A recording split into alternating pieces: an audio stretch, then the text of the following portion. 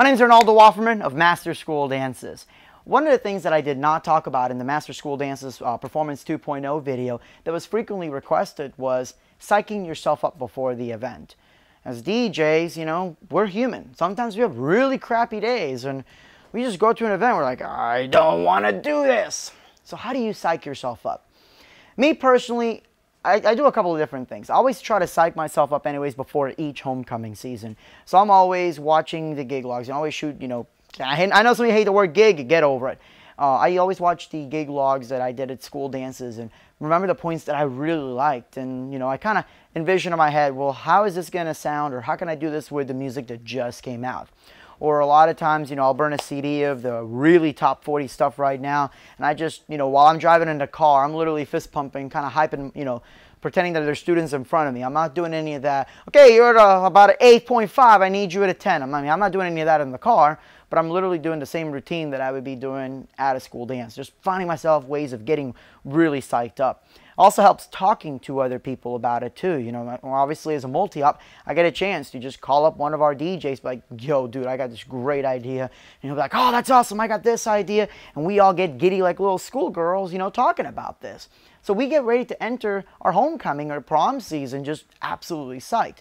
So while I recommend that you do gig logs, not to impress DJs, but to gain future business, bookmark the ones or write down the ones that you were really excited about. You know, that wedding or that school event or corporate party where you're like, man, I rocked that. This is why I do what I do.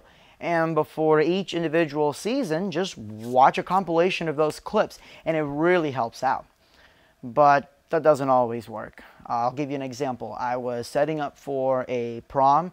It was Derek, Calvin, my youngest, and myself. We were setting up. It was for a school that special needs students were really happy about this, you know, party. Because I like working with special needs students. I thought it was going to be a blast. I saw some of the requests that they wanted. I was going to get a chance to play a little bit of everything.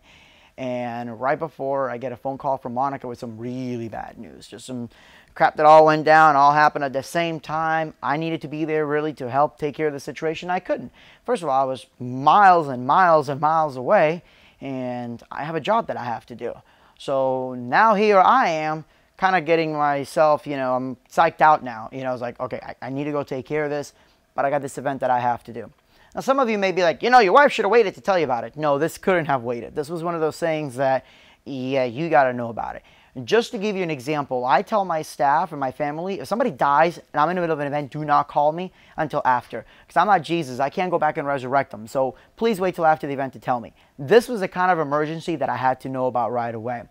So, you know, I was kind of shaken up a little bit. So what's the first thing I did? I went to go grab something to eat. Now, I know that sounds very trivial, you know, or kind of silly to some of you, but food makes me happy. So I told Derek, I'm like, dude, this went down. Let's take a break. Let's go grab some food. Let me regather my thoughts. And we went over and I had one of the Wendy's double bacon cheeseburgers. Now, for those of you that don't know this, I usually hate Wendy's, but I love these things. But that's besides the point.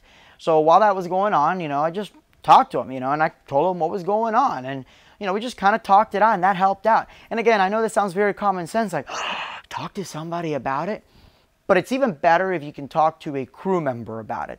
And the reason is because then as both of you guys talk about it or you and your crew talk about it, you can quickly regain focus back in it together. So we talked about this, right? And I'm like, okay, so what do we do? I'm like, well, there's nothing I can do. And I'll touch back in that in just a second. It's like, there's nothing about that I can do. Let's talk about this event. And that really helped take the edge off.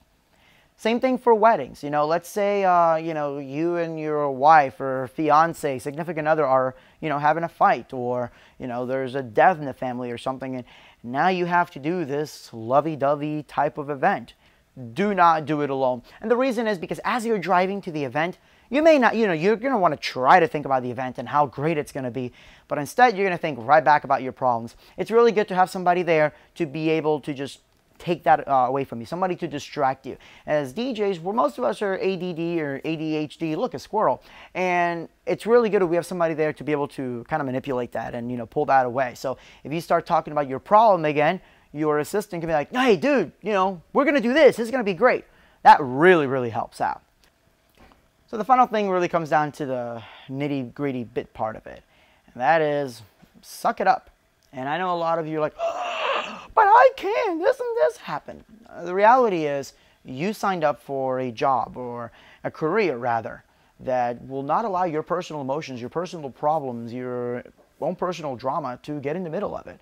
While your clients may be sympathetic that this and this happened, they paid for a service. They paid for you to do something. And as cliche as that, about the show must go on, as cliche as that is, you have to. You have to let it keep going. Do not let that kind of stuff get in the way.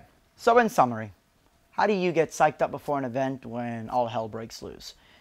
Well, again, suck it up. Remember that you're there for your client, and while your client may or may not be sympathetic of you, you still want to keep your image as consistent as what you've had it. Okay, your guests may not know what's going on, etc. So suck it up.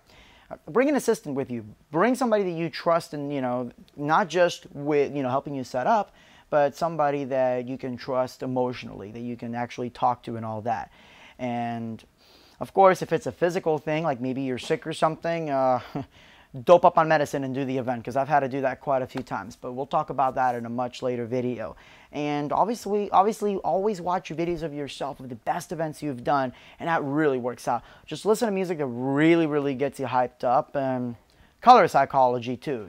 Surround yourself with bright, happy colors, if you will.